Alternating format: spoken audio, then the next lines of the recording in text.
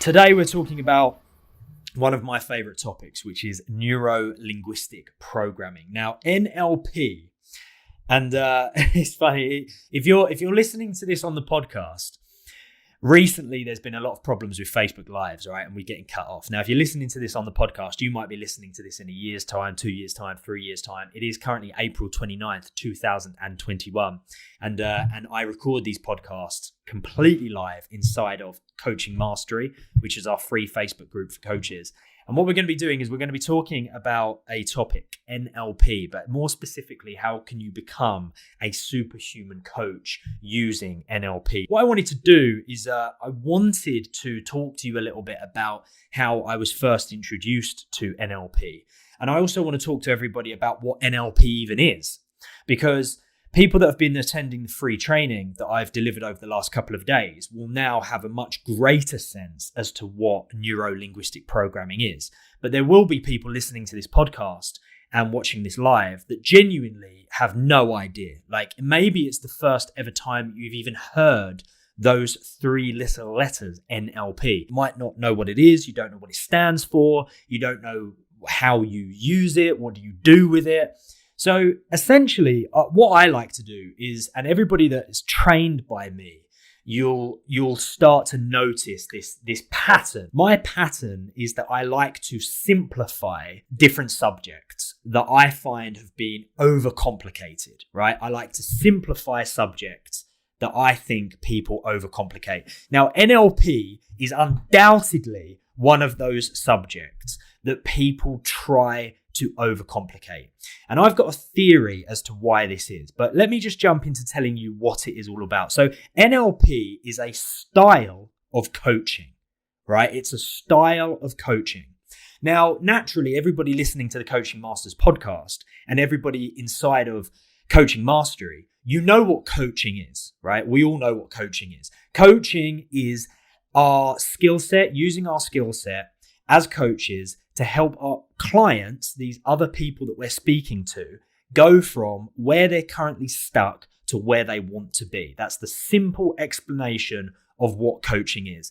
Taking people from A to B, taking people from where they are currently stuck, which is A. That might be that they're stuck in a job. That might be that they're stuck in a relationship. That is just somewhere that they are stuck, feeling unhappy, feeling unfulfilled, and their life in that moment isn't serving them, right? And we take those people from A, where they're currently stuck, to B, which is where they want to be. We help them achieve the business they want, the life they want, the career they want, the relationship they want. We help those people become fulfilled. We help those people find happiness. You know, we take people from A to B. It really is as simple as that. Now, Jim says, just signed up yesterday and looking forward to this process. Awesome, Jim. That's quality, mate. I'm really glad that you're here with us. So how do we take people from A to B? Well, we take them from A to B using coaching techniques, using coaching methods, coaching questions, coaching styles. NLP is one of those coaching styles. It's one of the coaching methods that exists, okay? Now, one of the metaphors that I like to give when it comes to this, one of the analogies that I like to give, which I think explains the whole thing very, very well, is like martial arts, right? Now, why is this a good analogy? Now, when it comes to martial arts is like the overall umbrella term. And under martial arts, there are all of these different styles. There's karate, there's kung fu, there's jiu-jitsu, there's kickboxing, there's, capoeira. There's all of these different styles of martial arts. But the big overarching term is martial arts. And underneath that are all of the different styles. Coaching is the overarching term. Coaching is like martial arts. And underneath coaching, there are all of these different styles of coaching.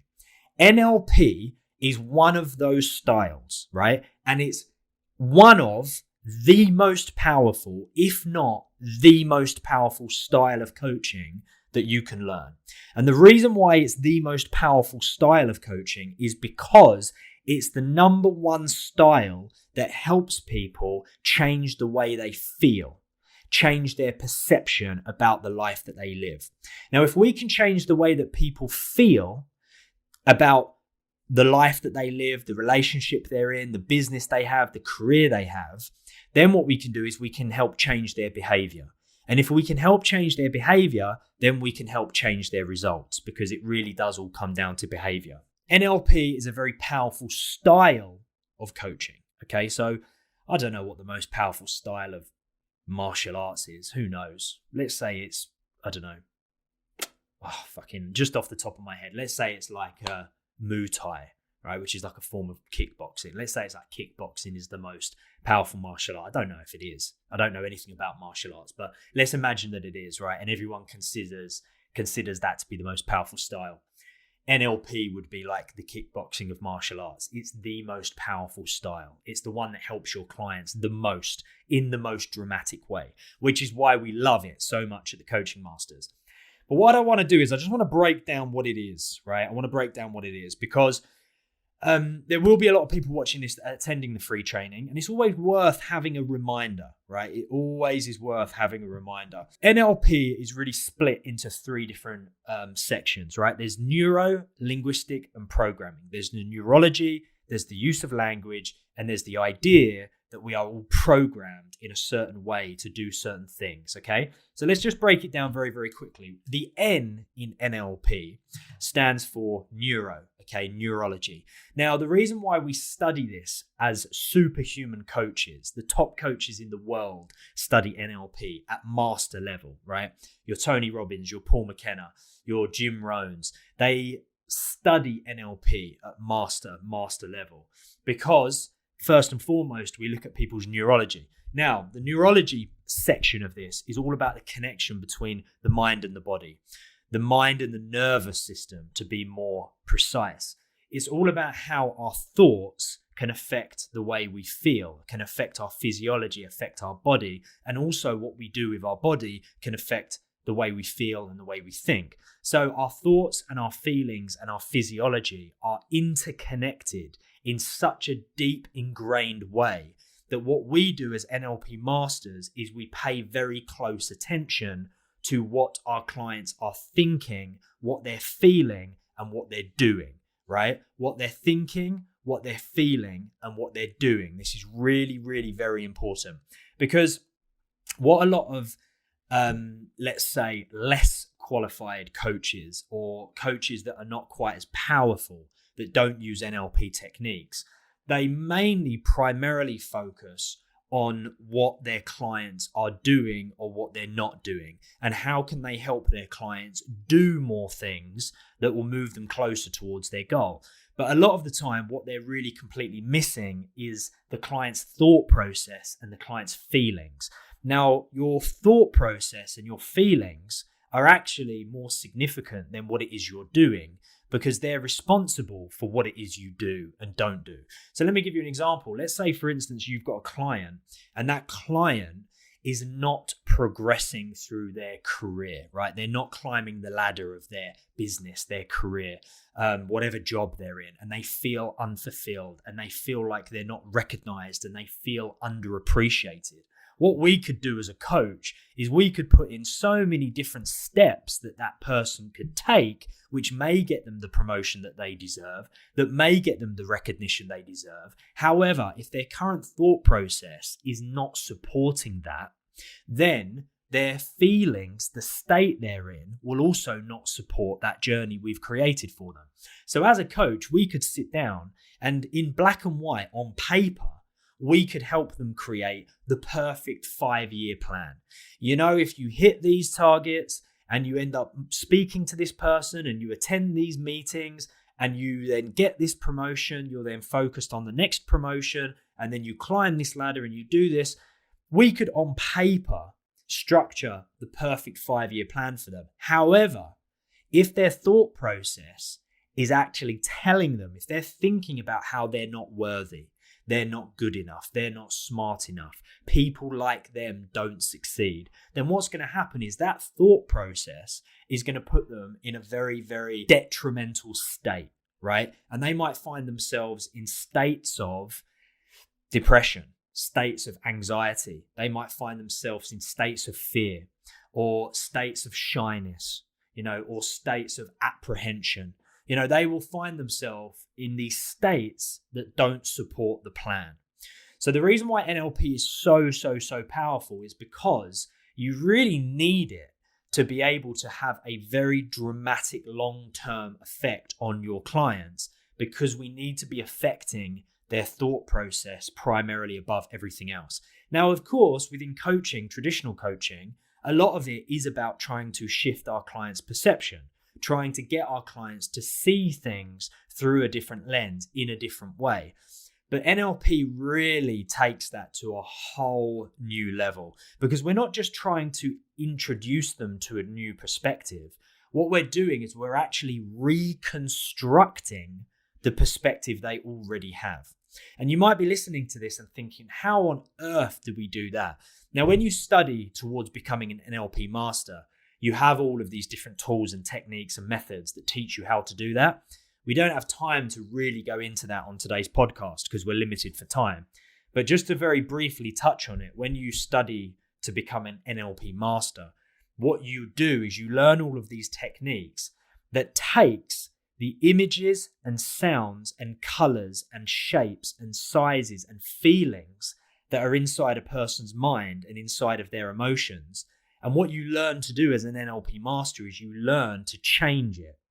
So, for instance, when somebody's feeling fear, what we do internally is we create a certain image, a certain sound. That image will have a certain color, a certain size, a certain shape. The sound will have a certain volume, a certain depth, a certain quality. And all of those things that are going on inside of our mind and inside of our bodies and inside of our emotions, they're contributing to why we feel that certain way, right? That have that certain state. So what you do as an NLP master is you literally change the internal world of your client. So for instance, if I've got a client who is like full of fear, right? And they're so scared to talk to strangers that they've never been on a date. They're so scared to talk up that they've never had a promotion. They're really fearful about being seen as an out of place person or an outcast. They don't want to stand out, but it's holding them back. Now, what I will do is I will explore that person's internal world. When they're feeling the fear, I want to know what images they're thinking of. And those images will be very specific. They will tell me, well, when I'm feeling the fear, what I'm imagining is I can see myself standing out from the crowd and everybody's laughing at me. And so what I want to do as an NLP master is I want to play with the image. I want to change the image, because in that one moment, that image is making them feel that way, right? The image is contributing towards the state of fear. So we know that image doesn't work, right? The current image of them standing out from the crowd and being laughed at, that doesn't work. That's stopping them from standing out. So I need to change it, right? And in order to change it, what I want to do is I want to find out how they do want to feel. And they might say to me, well, Liam, I want to feel confident. And so what I do is I get them to revisit a time in their life where they were confident. And I ask them about that image. What are you imagining in your mind when you feel confident? And they say, well, when I feel confident, actually what I'm imagining is I'm imagining me, but like very, very big. And I'm looking down on everybody else, almost like they're small ants. And I'm feeling powerful and I'm feeling confident. And also I feel in control. And maybe that image is very, very bright and very vibrant. So what I then need to do is I need to get my client to the point where those are the images that they're constructing in their mind when they're in a place where normally they would feel fear. So I know I'm throwing a lot at you guys in a short amount of time, but what we always want to be focused on as NLP masters is reconstructing the internal world of our clients. This is really why it's the creme de la creme of coaching styles, because a lot of other coaching styles only ever sort of deal with the surface level things. What's immediately happening in your life, right? What's happening in your relationship, your business, your career? Why is it that you don't feel fulfilled? What will make you fulfilled? What do you need to do to get there? And there's elements of that, of course, that are very useful, because if nobody's ever asked those questions before, then naturally taking those steps alone will be useful. However, what NLP masters do is they go way deeper than that. And they say, right, I understand that you're feeling unfulfilled in your relationship. So what I want to know is what is happening in your internal world when you think about your relationship and how it makes you feel. I want to know what images people are creating in their mind. I want to know whether that image is big or small. Is it far away or is it close? Is it black and white? Is it color? Is it moving? Is it still? Is it vibrant? Is it dull? You might be hearing these things and thinking, I've never even thought about that. When I'm feeling fear, when I'm feeling depressed, when I'm feeling anxious, when I'm feeling jealous, when I'm feeling angry, I've never once stopped and thought, what image is inside my head when I'm feeling that way? And what are the qualities of that image? I've never once stopped and thought, is that image big or small? Is it black and white? Is it color? Is it far away? Is it close? Is it vibrant? Is it dull? Is it moving? Is it still? And of course, you've never thought of those things before unless you have become an NLP master. And that's why it's so important that everybody goes on that journey at some point to become an NLP master, because it really gives you the tools to be able to control in a positive way people's internal world and help them control it so that for the better, so that they can move away from negative emotions and move towards those emotions that are going to serve them, right? Now, of course, so far I've been focusing quite a lot on image, but that's only one piece of the pie, ladies and gents. That is only one piece of the pie. We've also got sound as well. Sound is a very significant thing that makes us human, and it contributes towards the human experience. When we feel a certain way, human beings love to be able to describe the way they're feeling via a metaphor, okay? Because it gives us a real world example of how it is we're feeling. And if we can explain it in the form of a metaphor, it's easy for us to understand it and for other people to understand it. But more importantly than that, what happens when we're feeling a certain way is each individual person, because everybody's so unique, we create completely different images inside of our minds. If we can understand the image, then we can change the image. If we can change the image, then we can change the way we feel. So for instance, I know I'm throwing a lot at you guys right now, okay? And somewhat I'm doing it on purpose, because NLP, we learn best through elements of confusion, right? Everything I do, everything I say as an NLP master and NLP trainer is on purpose. What I say, the way I say it, the pace in which I say it, the order in which I say it, and even the volumes and the tone in which I use. Everything is on purpose, right? Everything I say is on purpose, including my repetition. Trust me, I'm aware of it. I do it for a reason. So what Jim is describing there is Jim is describing his own internal representation of what it is I'm doing right now, the way in which he's learning from me and the way in which he's listening to this podcast. So let me read it one more time. Jim says, and when he says it feels like he's talking about this podcast, right? This learning experience he's having right now. It feels like I'm standing behind a dump truck full of baseballs. I'm wearing a single glove. You're raising the bed and opening the gate. I'm going to get hit by a lot of balls, but I'm going to catch some as well. As I learn and grow in the process, my glove will become huge. This is awesome. That is an absolutely incredible internal representation of what is going on. Now, as an NLP master, what can I do with that, right? I'll tell you what I can do with that. I could work with Jim as my client to change the image, right? To change the image, right? Just as an example, at the moment, that's the internal representation that Jim has. Now, if I helped Jim change the image inside of his mind to make that glove considerably bigger, right? And also to change those baseballs to tennis balls, and to make that huge, gigantic glove made of Velcro, inside of Jim's mind, he's going to be catching way more balls.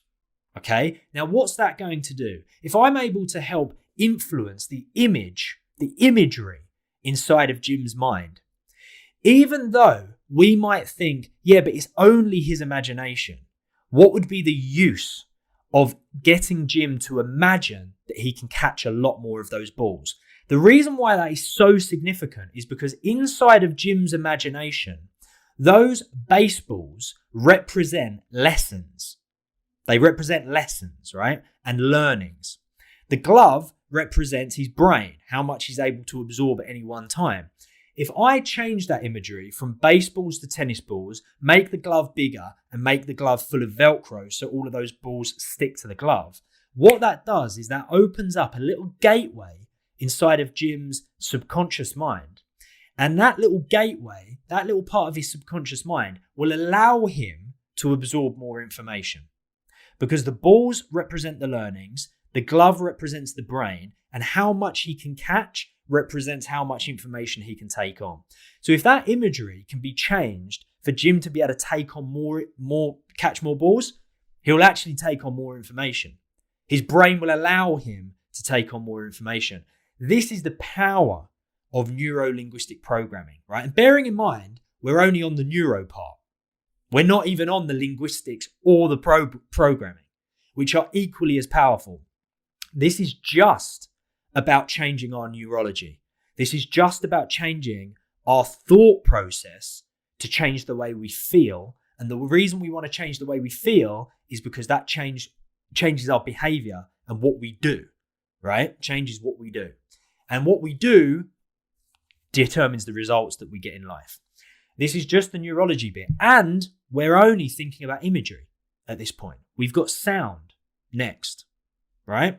Now, there's going to be certain sounds that are associated with that imagery of the dump truck and the baseballs. And if we can manipulate the sound and change the sound, then what we're doing is we're also manipulating that subconscious mind, right? For instance, I'll give you a great example. A lot of the time, and I've seen this with the thousands of clients that I've worked with in my time, right? A lot of the time, when we feel like we're not good enough, and this isn't all of the time because that's a generalization, and it isn't for everybody because that's a generalization, but this is a lot of the time. A lot of the time when we feel like we're not good enough, the sound that we're creating inside of our own mind is the sound of someone else's voice telling us that we're not good enough. Be it a parent, a sibling, a friend, a teacher.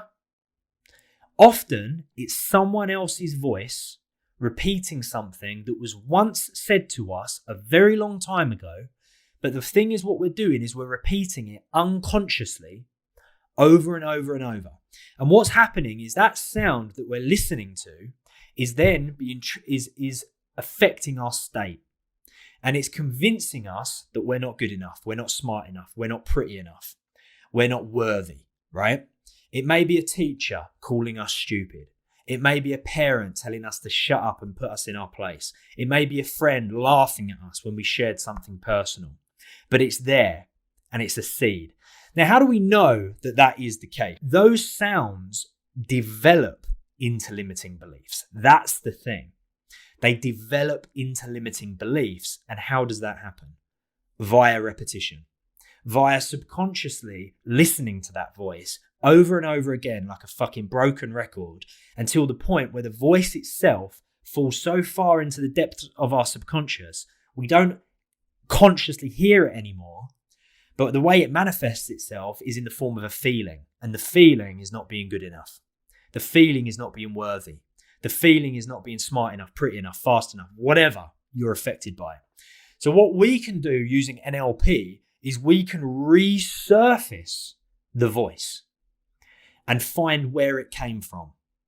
And a lot of the time, and I've seen this so many times with my clients, so many times it's a voice that they go, fuck, I can't believe that. I haven't thought about that in 20 years. They haven't consciously thought about it in 20 years, but subconsciously, they've never stopped thinking about it. right? And that's the difference. So what we can do, like it might be, I'll give you an example. I had a client, and this was really interesting because it really does go to show just how as a coach and as an NLP master, you can look at some of the things that your clients say, and to you it seems so obvious, but to them, because it's fallen into the depths of their subconscious, they're not aware of it, right? I'll give you an example. I had one client, and he felt like he wasn't worthy, he wasn't good enough, and he always had this strong sense that no matter what he did, it wasn't going to be good enough. And so what he ended up doing is he ended up sort of jumping from job to job, relationship to relationship. He never committed to anything. He never became an expert in anything. He never felt fulfillment or enjoyment with what he was doing, because every time he tried doing something else, his immediate thought and reaction was, well, it won't be good enough anyway. So what's the point? I might as well do something different. And as I started working with him, and I was doing a lot of NLP master techniques with him, we were uncovering the voices that were inside of his mind and where they came from. And it turned out that both of his parents were doctors that graduated from Oxford University in England and had such unbelievably high standards for him. And this ended up being a young man who was not academic in any way. And actually, it turned out to be a personal trainer, because that's just sort of like something he fell into. Didn't even have much of a passion for it. And to me, I'm there listening to this and thinking, how obvious is it that your two parents that are doctors who have graduated from Oxford, who have these unreal high standards, that have continuously said to you, this is the bar, this is the bar, this is the bar. And if you don't hit it, then it's like, we're going to be disappointed. I hear that as the NLP master and as the coach, thinking that's really obvious. But what we really need to appreciate is, as it's not obvious for the person. That's the thing. It's not obvious for the client, because these voices have been buried very, very, very deep. They've been buried in the depths of their subconscious. They've listened to those voices on repeat time and time again, to the point where they feel like they're not good enough, but they don't quite know where that comes from. It's just an emotion for them.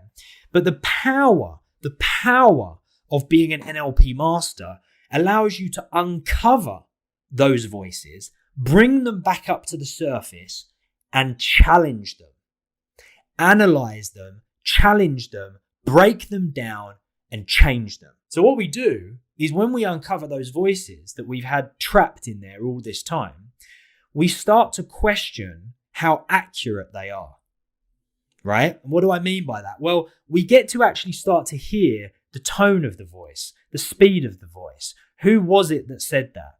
For this young man, hearing his parents say, I really think you should go to Oxford. That's where we went. Have you thought about becoming a doctor? But this is what it's going to take. That's really difficult. I'm not sure if you're going to be able to do that. Maybe we can help you. Maybe we can't. What are you going to do? All of these continuous questionings and challenges, we can start to really dive into the depths of, where did that come from? Did it come from a place of criticism and judgment and you're not good enough? Or was it more likely to come from a place of love and support and encouragement, but maybe we're missing it? Maybe we're deleting, distorting, and generalizing around the way in which that stuff was said. And then we can break down the tone in which it was said and change the tone, the speed of which it was said and change the speed. Because now that voice only exists inside of that person's mind anyway.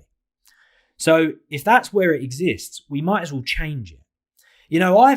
Honestly, guys, I've worked with people before where I'm able to undo and untie years worth of limiting beliefs that have held them back by changing the voice inside their mind from a teacher that told them they would never amount to anything, and simply transforming that teacher's voice into a Mickey Mouse voice.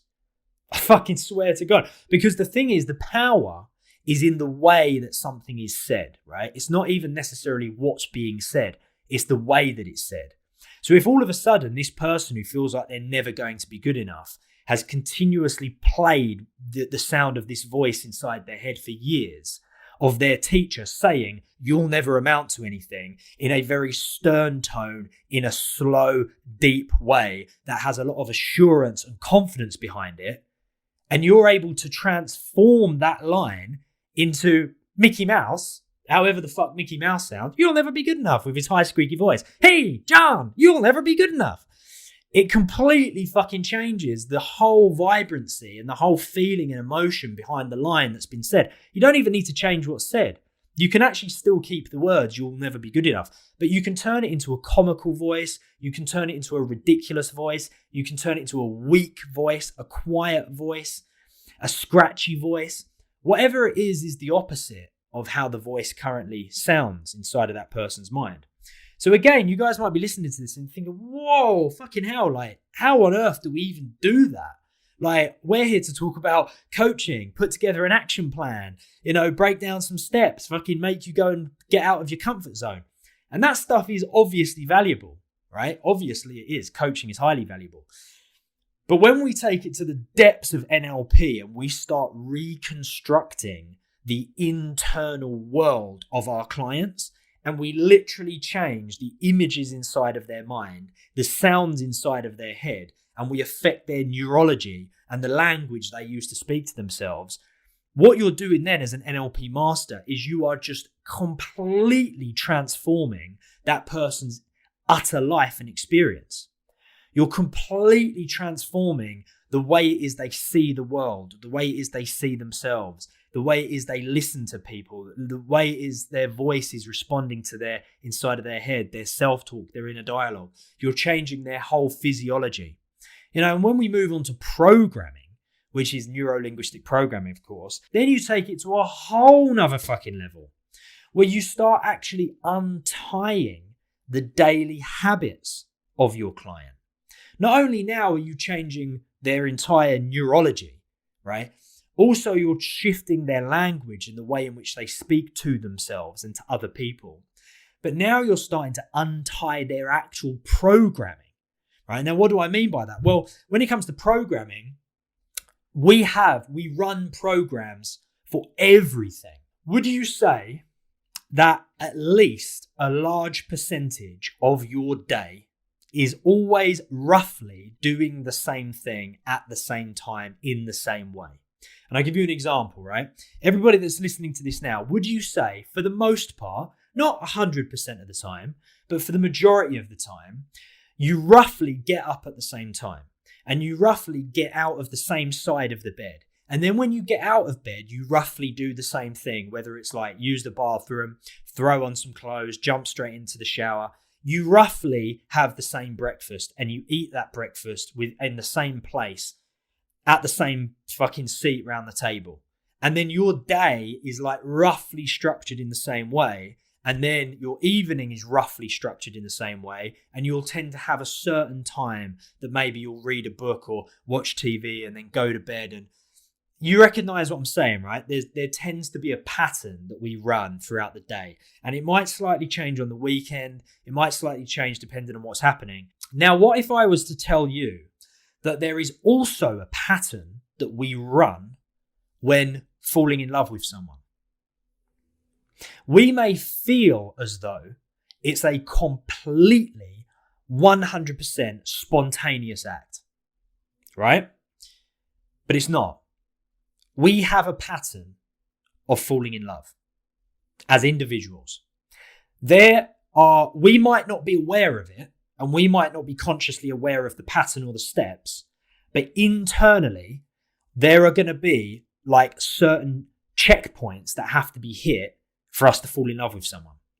And we feel like we get swept up in this whirlwind of love. But actually what you do at NLP master level is you're able to take a massive step back and actually look at the strategy that people have for everything. People have a certain pattern of falling in love. People have a certain pattern for developing a belief. People have a certain pattern for breaking a belief. People have a certain pattern for feeling depressed. This is where NLP goes to a whole new fucking other level, because what we've been led to believe is that these things just happen. It just is what it is. It's just part of the human experience. But what NLP master level teaches us is that nothing just happens. There's always a step-by-step structure for everything. Now, it might slightly change each time, like our day slightly changes each time, but there's always a rough pattern. There are always certain things that we need to see, that we need to hear, that we need to feel in order to feel a certain emotion. We might feel as though we just randomly get depressed. But you know what we do at NLP Master Level? We don't accept that. We fully fucking break it down, every little intricate detail leading up to that emotional state of depression, anxiety, fear, jealousy, love, exhilaration, excitement, enjoyment even. There's a pattern, and this is where the programming in neuro-linguistic programming comes in. If we can understand the pattern, then what do you think we can do? We can replicate the pattern, or we can change the pattern. Now, patterns, much like everything in NLP, they're not good or bad, right or wrong, true or false, right? They're either useful or not useful. Now, if we've recognized that we have a certain pattern that we need to run in order to feel confident, what do you think we're going to do? We're not going to fuck with it. We're not going to change it. We're going to replicate it. We're going to run that pattern again and again and again and again and again, as and when we want to feel the emotional state of confidence, right? If we recognize that we're running a certain pattern for feeling down in the dumps and depressed and lonely even, we want to change the pattern, break the pattern, and replace the pattern with something else. So what we do at NLP Master Level is we get very intricate with this, very intricate.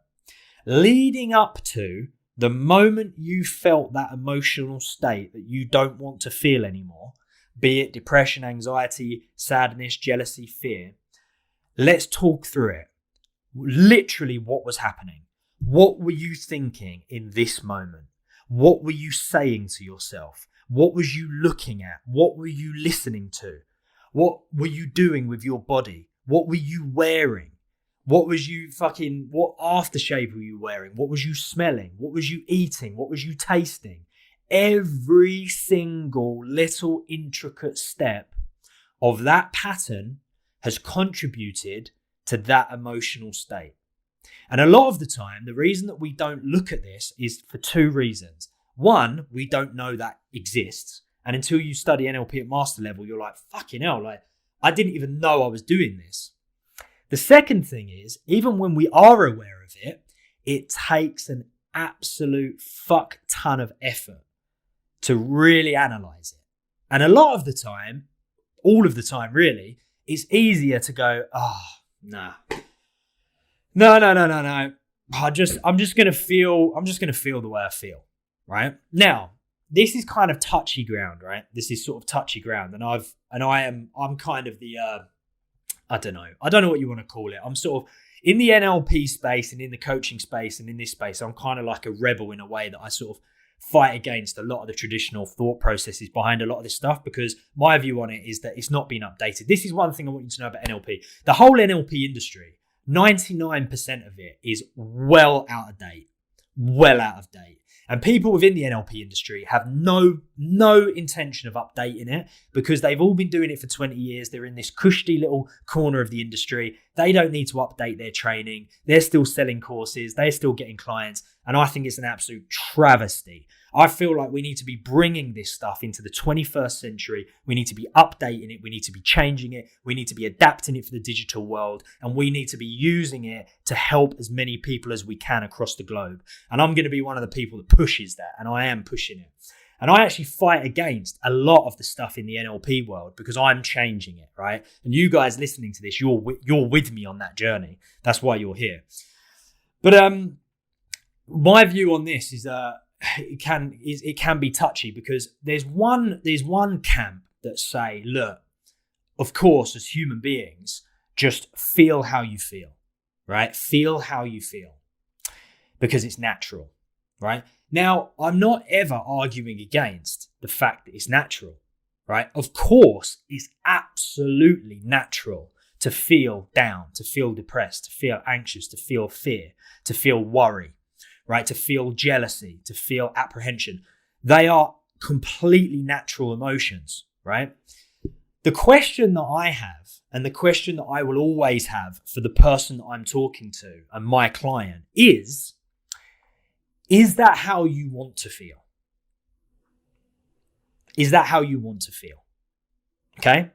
Second question is it useful? Currently, in this moment, in this context, in this setting, is it useful? Now, a lot of the time, if it's a negative emotion like depression, anxiety, fear, jealousy, the vast majority of the time, my clients will say, no, that's not how I want to feel. And no, it's not useful. In which case, I can sing till the fucking cows come home and sit there and say to them, you know what though? It's completely natural you feel that way. That's a given. That's a fucking given. We know it's natural. But when my clients are telling me, I don't want to feel this way and it's not useful for me to feel this way, I'm going to help them change it. I'm going to do everything I can to help them remove themselves from that state and put them into a much more useful state. And we can do that by analyzing the pattern that we're running for the state. So if my client is saying, you know what, I'm feeling really depressed and I've felt depressed for the last fucking 20 years and my doctor's put me on all of these pills and fucking I'm going to these classes, I'm doing this, blah, blah, blah, and I still feel depressed. I could, of course, say to them, yeah, but you know what? It's natural. That's true. But is it useful? Is it really useful in that moment? But when I say to them, do you want to feel this way? They say, fuck no, I don't want to feel this way. Is it useful for you to feel like this? Definitely not. Because I'm finding it hard to get out of bed in the morning. I'm not fucking going to work, on the top of my game. I'm missing out on all these relationships. Hell no, it's not useful. And I'm like, right, now we make the effort to break down and analyze the programming which leads up to that emotional state. I want to know everything. I want to know what you're looking at, what you're thinking about, what is you're eating, the way you're moving.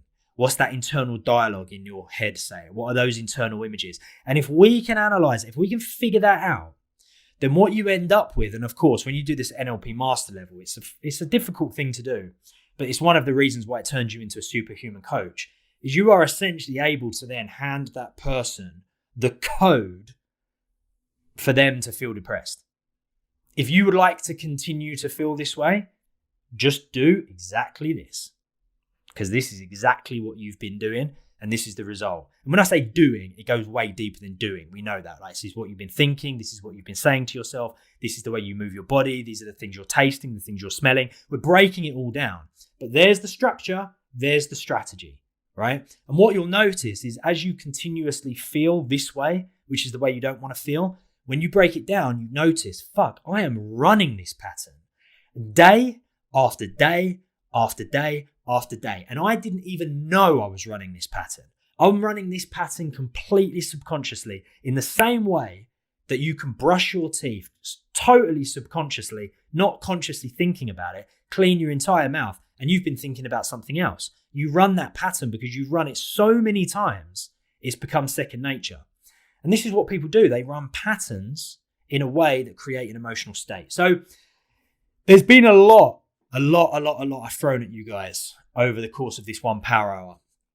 We've looked at neurology. We've looked at the use of language. We've looked at programming, neuro-linguistic programming. I hope to see you all there. I hope this has been useful for you in terms of just divulging some of this information. Think about coaching as martial arts, and under martial arts, there are all these different styles. NLP is one of the most powerful styles of coaching. Use it to become a superhuman coach, but primarily use it to help genuinely change the lives of your clients and create long-lasting, sustainable change, because that is why they need you and that is why they need a coach. I love you all. You are amazing. You're powerful. You're valid. You have a voice. You're coaching masters. You're NLP masters in the making. Please go out there, change your own life for the better. Don't ever let anybody label you as an emotional state. Don't ever fucking let anybody say you are a depressed person, you are an anxious person, you are a nervous person, because they're only emotional states that we experience every so often. Start and look more into NLP, because there is a pattern, there's a reason, there's a structure, there's a strategy. And I'm here to tell you right now, from someone who was a postman a few years ago to now running the coaching masters, you can change the patterns, and you can do it with NLP. I love you all, and I will speak to you very, very soon.